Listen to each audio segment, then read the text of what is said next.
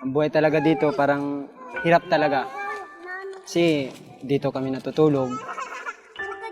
Lalong-lalo na yung pagkain namin araw-araw. Di mo alam kung saan ka maghahanap ng pagkain para makaraos ka sa buong maghapon. Yung paghanap buhay, iba-iba eh. Merong pagnanakaw, meron ding hindi pagnanakaw. Pag dito ka talaga nakatira, kailangan may bisyo ka kasi pampalakas ng loob. Kasi pag makati ka ng rugby,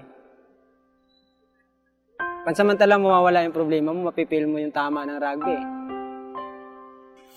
So gusto ko umalis doon, wala akong magawa kasi lango ako lagi sa drugs.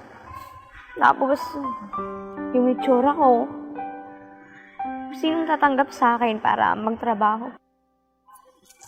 Sabi ko sa sarili ko dati, hanggang dito na lang ba ako?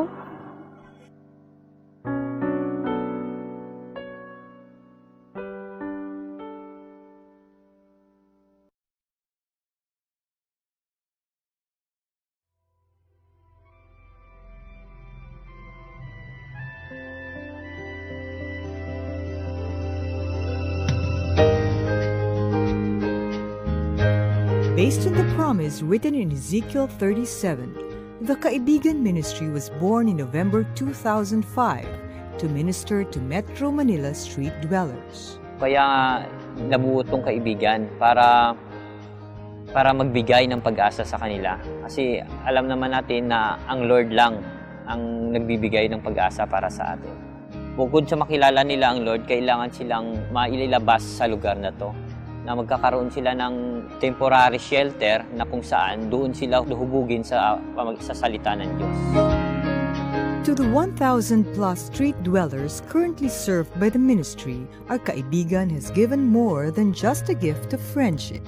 The purpose of Kaibigan Ministry is to provide an opportunity for street dwellers to restore their dignity as individuals, created in the image and likeness of God, and give them opportunities to lead a productive and full life. Papasalamat talaga ako sa Panginoon. Ganon din sa C-City. Dahil kung hindi dahil sa kanila, siguro hanggang ngayon ganito pa rin ang buhay ko. Pero ang pinaka-the best sa akin yung pagbabago ko, yung spiritual ko. Tapos sa pinansyal. Masasabi ko talagang pinagpala talaga ako ng Panginoon kasi kuminhawa na yung buhay namin, hindi tulad ng dati na kailangan mo munang gumawa ng masama para makuha mo yung gusto mo. Maluwag na kasi ngayon kaysa dati.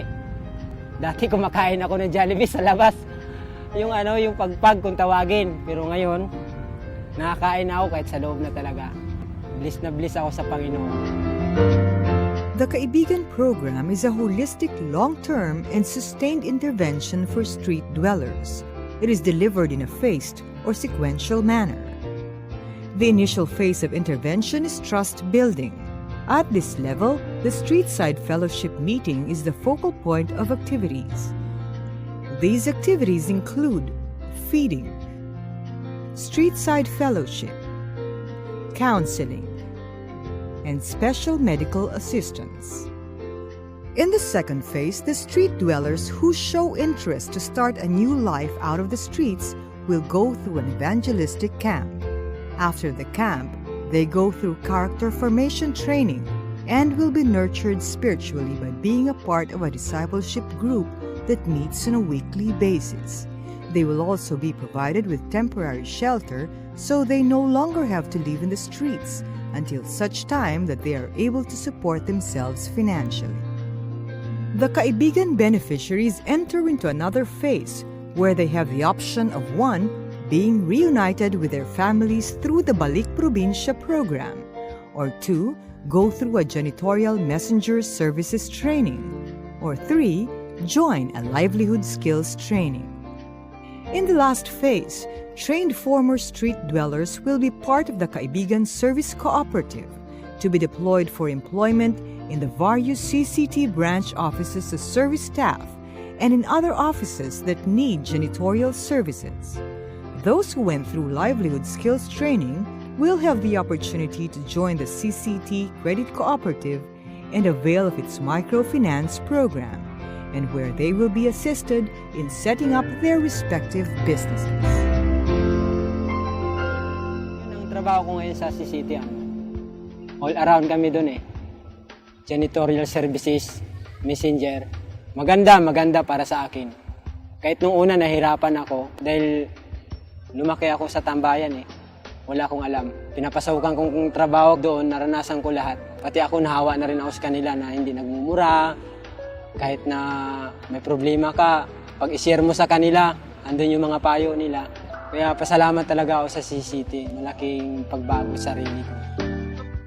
Pinapanalangin ko sa mga kaibigan ko na dati kong pinanggalingan, sana maabot din nila yung naabot ko. Napakadakila talaga ng Panginoon. Pag magbigay siya ng biyaya sa tao, talagang tuloy-tuloy, sobra-sobra. Masaya ako dahil natulungan nga ako ng CCT. Kundi dahil sa kanila, siguro wala ako ngayon dito. Sana hindi sila magsawang tumulong sa mga taong nangangailangan. Kasi marami pang tao na mas hirap kaysa sa mga dinanas ko. Nagpapasalamat ako sa ating Panginoon Diyos. Binigyan niya tayong magandang kinabukasan at pagkakataon. Ang gusto ko rin po, ito pong napasong ko ng trabaho, makatulong rin sa kapwa, sa taong nangangailangan. Ipinagkulo po sa akin ng ating Presidente si Ate Ruth Calyanta na ako yung mananahi. Ang project niyo po, iba-ibang klase po at gusto maturuan din yung mga kapwa sa mga street dealer, naturuan po silang, lalo po sa mga walang trabaho. Ito po, kaya ginagawa ko po lahat ng magagawa ko sa tailoring. Excited po akong pumapasok palagi. Nagpasalamat po ako sa kaibigan ministry po sa magandang itinuro po na sa amin sa trabaho po, kung paano magpasalamat sa mga biyaya na tanggap sa Panginoon. Sana lumawak pa po yung ministry po nila para marami po matulungan na katulad namin. Alam ko po na marami pa pong gustong magbago. Marami pong gustong makaahon sa kahirapan po. Ministry ito nakakapagod. Kung wala kang nakikitang bunga, talagang mapapagod ka. Pero nai-encourage ako dahil nakikita ko na marami pa tao na gustong maayos ang kanilang buhay. Yun yung isa sa mga nag-i-encourage sa akin na kailangan maabot pa sila. Talagang masasabi kong lahat sila nangangarap. Makangarap nila na maayos ang buhay nila, na maalis sila sa ganitong sitwasyon at makilala nila ang Lord. Kaya kailangan nating tulungan sila. Bigyan sila ng pagkakataon na maiangat nila ang kanilang buhay.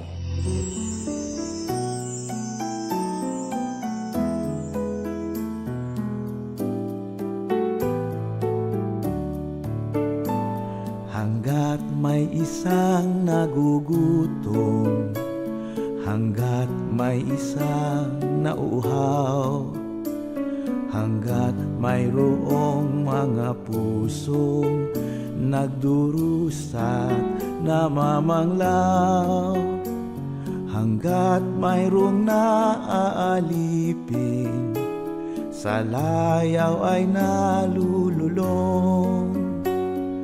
Tayo ay mayroong gawain, tayo ay mayroong misyon.